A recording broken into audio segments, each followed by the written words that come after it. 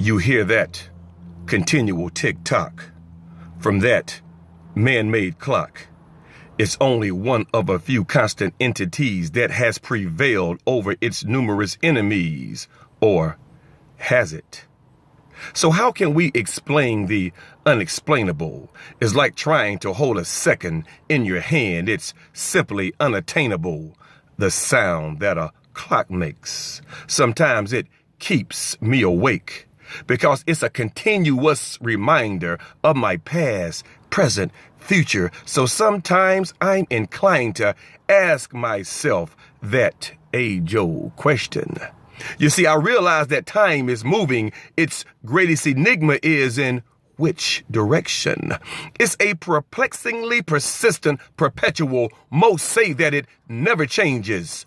But some scientists say that the past, the present, the future, they're really not at all strangers, that all time somehow coexist through an intense dimensional equation. But see, it doesn't top my list because the messenger has lied to us on many occasions. But please don't get me wrong.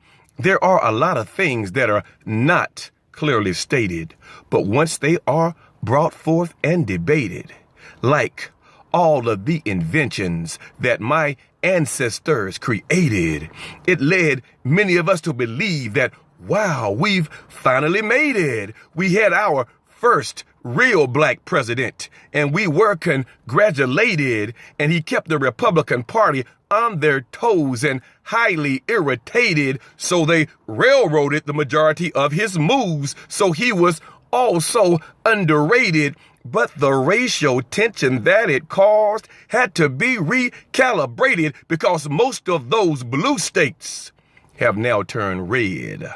Blacklash, not backlash, was the very thing that we used to dread because our economic gap has tightened with every turn, and being surpassed by my brothers and sisters was this country's major concern. But see, what's done is done.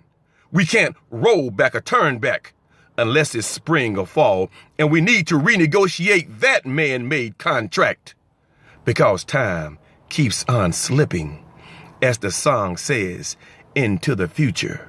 But current events prove that it's back to the past. And with this newly elected president, how long will peace really last? And with these inestimable seconds that we now take for granted, with one push of a button, he could totally change the demographics on this entire planet. So allow love and forgiveness into your heart and come to grips with all of the things that you know you can't change.